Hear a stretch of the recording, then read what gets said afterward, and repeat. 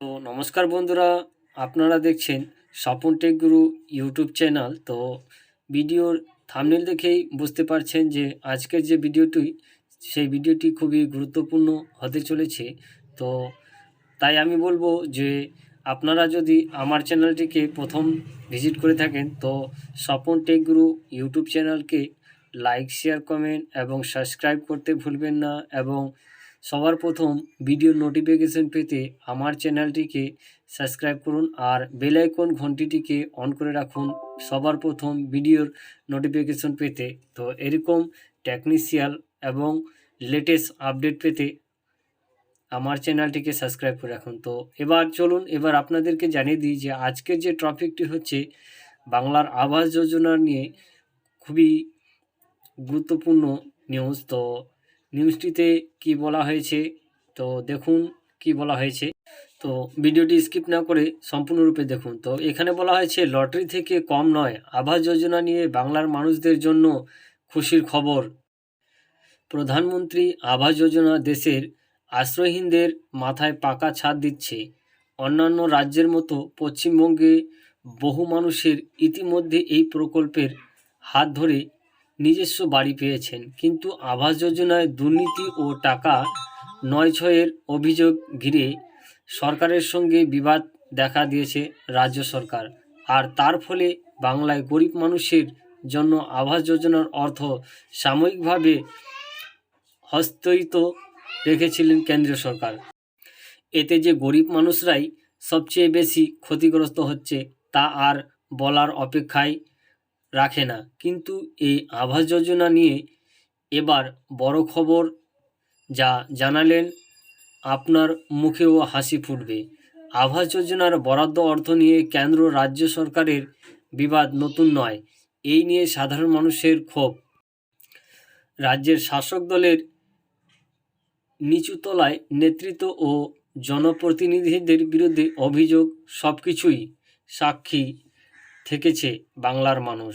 পাল্টা কেন্দ্রীয় অধিকারীদের তদন্তকারী দল রাজ্যে পাঠিয়েছিলেন, যদিও মোদী সরকার কিন্তু তাতে কাজের কাজ কি হয়েছে কেউ জানে না। কারণ তদন্তকারী দল পাঠিয়ে মোদী সরকার কিন্তু তাতে কাজের কাজ কি হয়েছে কেউ জানে না। কারণ তদন্তকারী দল ঘুরে যাওয়ার পর কারো বিরুদ্ধে তেমন উল্লেখযোগ্য পদক্ষেপ নিতে দেখা যায়নি। আবার আটকে রাখা টাকা গরিবদের জন্য ছাড়াও হয়নি। এই দোলাচল থেকে রাজ্যের আশ্রয়হীন এবং কাঁচা ঘরে থাকা দরিদ্র কাচাদের আগামী ১ মে থেকে রাজ্য দরকারি আবাস যোজনার টাকা দেবে বলে ঘোষণা করেছেন মুখ্যমন্ত্রী মমতা বন্দ্যোপাধ্যায়। এই খবর আগেই আপনাদের আমরা জানিয়েছিলাম, তবে এবার আবাস যোজনা নিয়ে অন্য একটা সুখবর এসেছে। বিশেষ করে শহরাঞ্চলের গরিবদের মুখে এই নিয়ে হাসি ফুটতে পারে। আবাস যোজনার বরাদ্দ অর্থ কেন্দ্রীয় সরকারের আটকে রেখে জানা কথা, তবে এটা মূলত গ্রাম অঞ্চলের ক্ষেত্রে তারা করেছেন। কারণ চলতি বিতর্কের মধ্যেই সাম্প্রতিক বেশ কিছু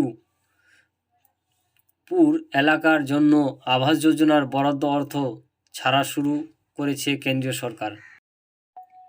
যেমন মেদিনীপুর পৌরসভায় সাম্প্রতিক আবাস যোজনার প্রায় ২,০০০ বাড়ি তৈরির দ্বিতীয় কিস্তির অর্থ হিসাবে কেন্দ্রের কাছে থেকে ১০,০০০ কোটি ৪৫ লক্ষ টাকা মতো পেয়েছে। সেই অর্থে থেকে প্রায় ১,০০০ জনকে ইতিমধ্যেই ১ লক্ষ টাকা করে মেদিনীপুর পৌরসভা দিয়ে দিয়েছে বলে জানিয়েছেন পৌরপ্রধান সোমেন খা। যে উপযুক্তদের জন্য আবাস যোজনার দ্বিতীয় কিস্তির অর্থ এসেছে তাদের বেশিরভাগই প্রথম কিস্তির ৫০,০০০ টাকা করে দেওয়ার হয়েছিল, কিন্তু কিছু জনের অবশ্যই ৪৫,০০০ টাকা করে বরাদ্দ করেছিলেন মেদিনীপুর পৌরসভা। এবার তার মধ্যেই প্রায় ২,০০০ জনের দ্বিতীয় কিস্তির টাকা এসে পৌঁছেছে। এর মধ্যে 954 জনের ইতিমধ্যে দ্বিতীয় কিস্তির 1 লক্ষ টাকা করে দিয়ে দেওয়া হয়েছে বলে মেদিনীপুর পৌরসভার সূত্রের খবর। বাকিদের টাকা দ্রুত এসে যাবে বলে মেদিনীপুর কর্তৃপক্ষ আশা। তারা জানিয়েছেন যে কেন্দ্র সরকার যেমন ধাপে ধাপে টাকা পাঠাচ্ছে, সেই অনুযায়ী ধাপে ধাপে আবাস যোজনার টাকা বরাদ্দ করা হচ্ছে। এই ছিল আজকের ছোট্ট আপডেট। তো ভিডিওটি যদি ভালো লাগে তো স্বপন টেক গুরু ইউটিউব চ্যানেলকে লাইক, শেয়ার, কমেন্ট এবং সাবস্ক্রাইব করতে ভুলবেন না। আর ভিডিওটি ভালো লাগলে বন্ধুদের মাঝে শেয়ার করবেন। তো জয় হিন্দ, বন্দে মাতরম, নমস্কার।